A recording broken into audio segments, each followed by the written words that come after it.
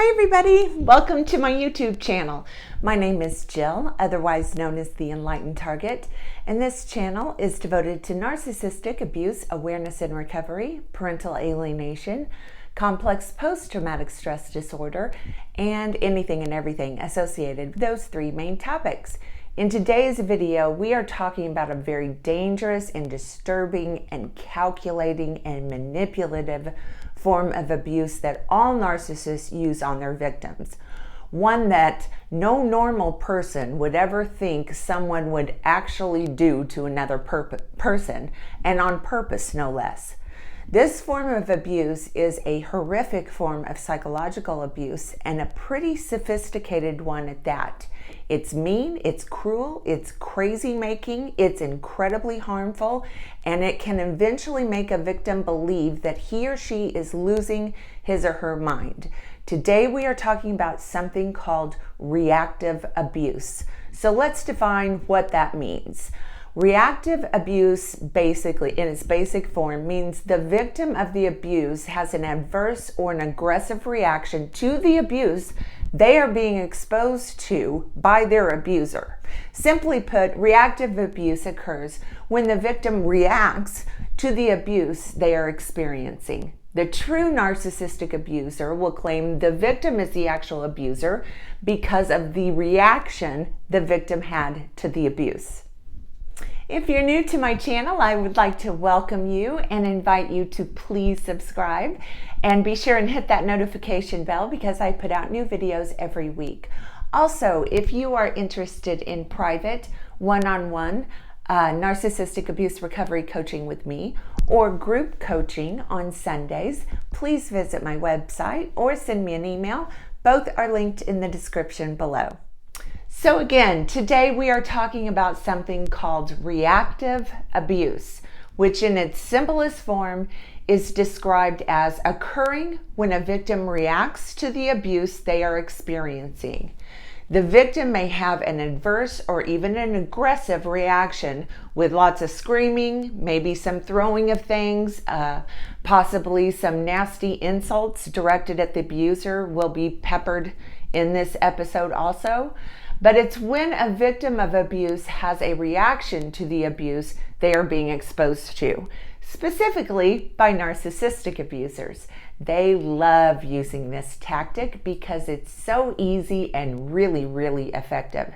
So what will happen is the victim of the chronic and continual abuse and the gaslighting eventually snaps and has a normal, ugly human reaction to the abuse that he or she is being subjected to.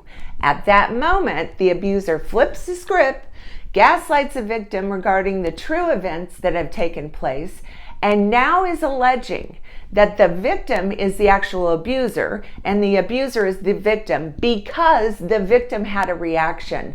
Maybe not a pretty one, but certainly one that anyone would eventually have when being consistently exposed and subjected to narcissistic abuse. That is reactive abuse and also gaslighting at its finest. So why on earth do narcissistic abusers subject their victims to reactive abuse? Well, let's dissect this for a moment. First off, they use it as proof that the victim is mentally ill or unstable or crazy or the one that clearly needs mental health care help. That's number one. Number two, by doing this, if it's successful, and let me tell you, over time, this is incredibly successful.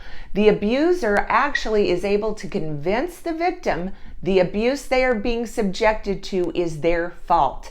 It's not the true abuser's fault, it's your fault, the victim. This is also part of all the grooming and conditioning process that the narcissist will put primary sources of narcissistic supply through.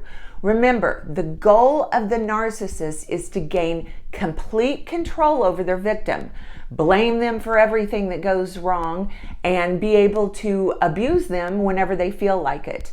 The narcissist is blame shifting and gaslighting the victim to become confused with what just took place, and slowly over time, the victim will become more and more dependent on the abuser's interpretation of reality instead of his or her own perceptions.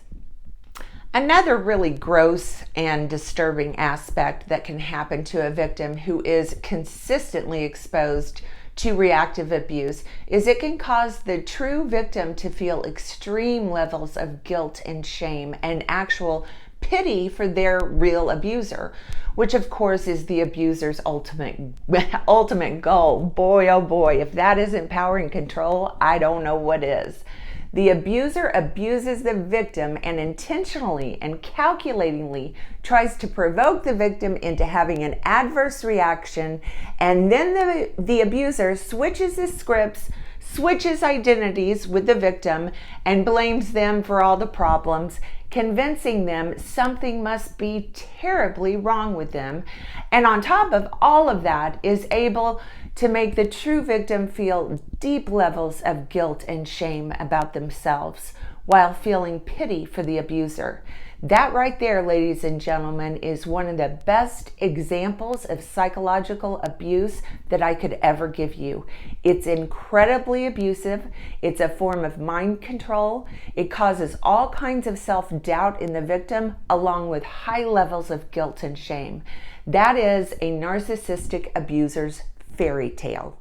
Okay, that's going to do it for today's video. If you like this video, please give it a thumbs up and please subscribe to my channel.